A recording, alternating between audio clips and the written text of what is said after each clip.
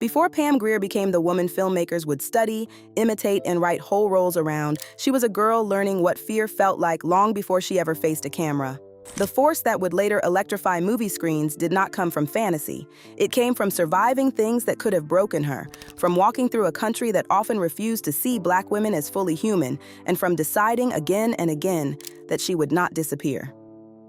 By the time audiences met her in dark theaters in the 1970s, Pam Grier did not look like the women Hollywood was comfortable with. She looked like a future the industry had not prepared for. Her story begins in Winston-Salem, North Carolina, where she was born on May 26, 1949, into a family shaped by discipline, service, and movement. Her father was in the U.S. Air Force, her mother was a nurse, and childhood did not unfold in one neat place. It stretched from the South to Colorado, through time in England, and near her grandparents' sugar beet farm in Wyoming. That life gave her a toughness that never looked performed because it was not. She has spoken about growing up with a rural sensibility, about feeling like a Black cowgirl, and about the racism that followed her even outside the South. In Denver, segregation did not always wear a sign, but it was there in the everyday humiliations, in the way space itself seemed to tell Black girls where they did and did not belong. What makes Pam Grier's rise so moving is that it was never just a story about ambition. It was a story about recovery. In her memoir and interviews, she has spoken with painful honesty about being assaulted as a child and again as a teenager, wounds that left her with a stutter and periods when her voice seemed to retreat from her.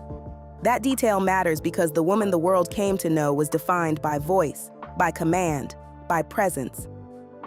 Yet before she became famous for delivering power on screen, she had already fought to reclaim power inside herself. The confidence audiences later mistook for ease had been earned in silence, fear, and endurance. As a teenager and young woman in Denver, she was striking enough to win beauty contests, but what mattered more was the doorway those wins opened. She worked as a receptionist at a radio station, attended Metropolitan State College of Denver, and became drawn to film. California called with the promise of possibility, though not comfort.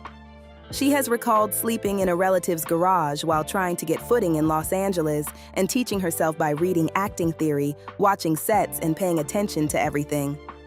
She was not entering Hollywood as someone being ushered in. She was arriving as someone who had to make herself useful, visible, and impossible to ignore. Her first break did not arrive with prestige. It arrived the way so many real breaks do, awkwardly, unexpectedly, almost by accident.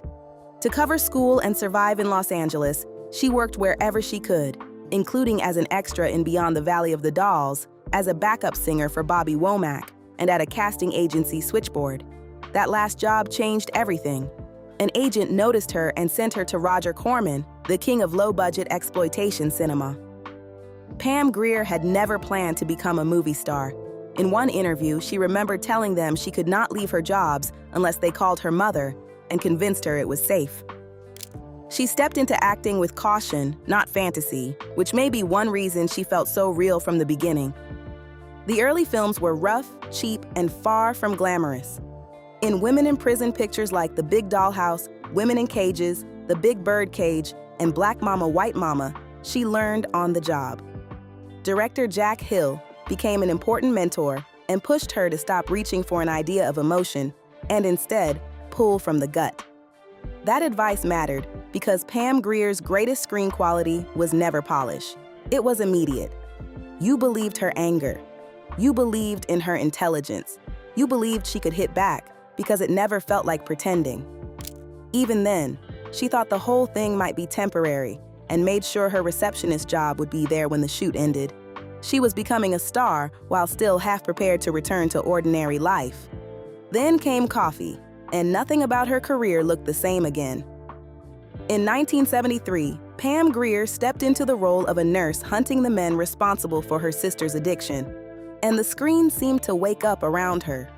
She has said she modeled Coffy in part on her mother, a nurse who stood up to gangsters in the neighborhood, which helps explain why the character carried both tenderness and fury. Pam was not playing a decorative figure orbiting male action. She was the action. She fought, chased, plotted, and carried the movie with a physical confidence that would later make people call her cinema's first female action star.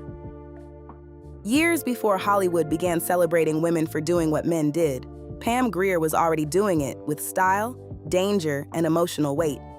Foxy Brown made that image unforgettable. Then came Sheba, Baby, and Friday Foster, each role adding to a screen identity that felt thrilling not because it was abstractly empowering, but because it was so specific.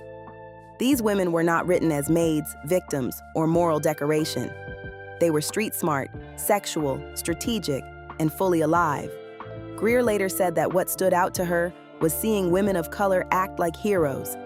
That may sound simple now, but at the time it was a profound shift. Audiences were seeing a Black woman presented with maturity, sexuality, humor, and command, without asking permission to soften herself. Pam Grier did not just occupy the frame, she changed what the frame could hold. Yet her rise happened inside a genre that remains argued over to this day.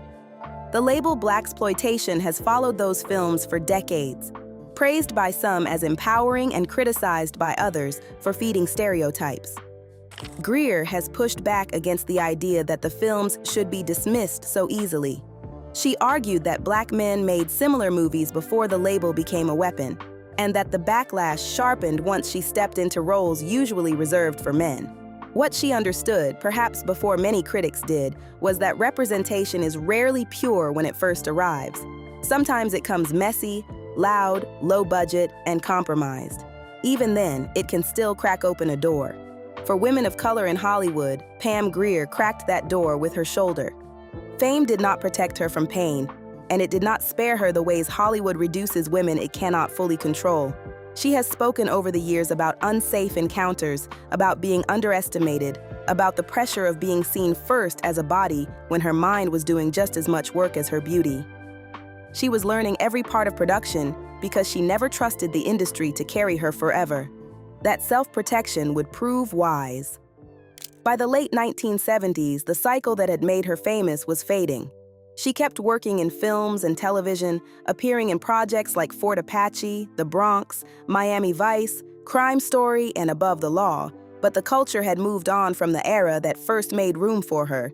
She did not vanish, she endured. Then life asked something even harder of her than career uncertainty.